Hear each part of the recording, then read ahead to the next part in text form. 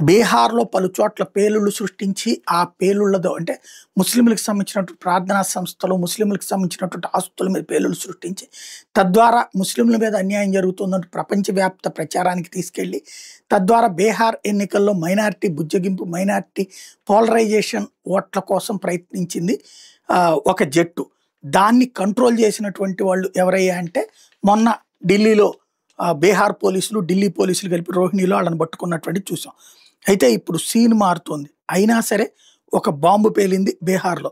మౌ మౌల్వి చనిపోయినటువంటి సంఘటన చోటు చేసుకుంది. ఇద్దరు ముస్లిం విద్యార్థులు తీవ్రంగా గాయపడ్డారు. ముస్లిం మహిళ ఆహ్, ఏదైతే ఈ వ్యవహారానికి సూత్రధారిగా భావిస్తున్నారు.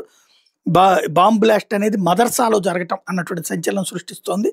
క్రమంగా సంథింగ్ ఏదో జరుగుతోంది అన్నటువంటి విషయం అయితే బయటపడుతోంది.